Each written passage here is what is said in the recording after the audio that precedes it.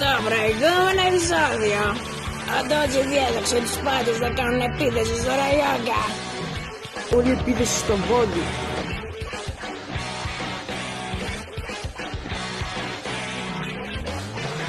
Μα τελικά όλες τις νίκησε με μια χαυσιά. Μπράβο, καλή προσπάθεια Ραϊόγκα. Μα στην τελική είχαμε πάλι μερικά ατυχήματα. Ραϊόγκα! Αυτό για να μάθεις να μην σκέφτεσαι ώρες που δεν πρέπει.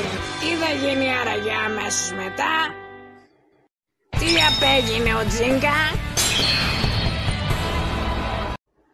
Ήταν μια χιονισμένη μέρα όταν ο Τζίνκα αποφάσισε να ανέβει σε ένα πάρα πολύ παγωμένο πονό. Πώς μπόρεσε να με κοροϊδέψει έτσι την προηγούμενη φορά? Επειδή έκλασα. Θα μπορούσα να ρίξω το τρέξιμο στον Ντότζι, το νούμερο 1 πηδηλιάρι στον κόσμο. Εγώ φταίω δηλαδή που ξεκολώθηκα να κλάνω. Δεν βλέπω και τίποτα εδώ πέρα. Θα τα παρατήσω. Πονάει και αυτός ο πισινός μου. Θα πάρω εκδίκηση ακόμα και με σκατωμένο πισινό. Τι λέω? Είμαι πολύ κουρασμένος. Δεν μπορώ να το κάνω.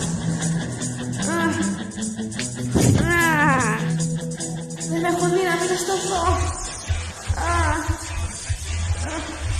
Αυτό είναι το όριο των δυνάμεών μου.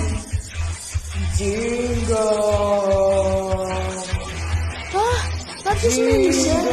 Αγαπημένο μου Πίγασε, εσύ το είπες αυτό? Πάντως δεν είμαι η φωνή της συνείδησης. Είμαι ο μπαμπάς σου, βρε χαζούλη. Μα, εγώ δεν έχω μπαμπά. Ο μπαμπάς μου πέθανε. Άουτς, δεν το ήξερα αυτό. Συλληπιτήρια. Αρκετά, εμφανίσου κλέφτη! Όχι, τι πας να κάνεις, ρε! Τι έχει εκεί πέρα? Ένα δρομάκι. Άρα από εκεί ακουγόταν εκείνη η φωνή.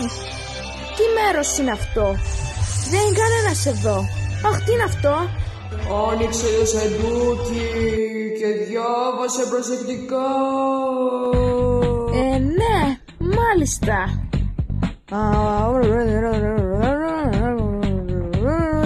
Τι? Εδώ λέει ότι θα εμφανιστεί ο μπαμπάς μου από στιγμή στη στιγμή. Αλήθεια? Καλησπέρα, Τζίνκα. Εγώ ήμουν η φωνή της συνείδησης. Εγώ σου μίλησα από την υπερπέρα. Όταν σου γέννησε η μάνα σου, ήξερε ότι θα γεννηθείς πορτάτης με το όνομα, αλλά δεν σε πέταξε στο ορφανοτροφείο. Όπως και να έχει, πάνε κάνε τη μούρη κρέας αυτής της πράσινης σάβρας. Και μη ρωτήσεις γιατί είναι πράσινη, ξέρεις εσύ. Ναι, ξέρω, αλλά δεν θέλω να το συζητήσω. Ήταν ατύχημα. Το καημένο το δύσμυρο τι μύρισε. Ήταν το πνεύμα του Μπλέιντερ. Ούψ.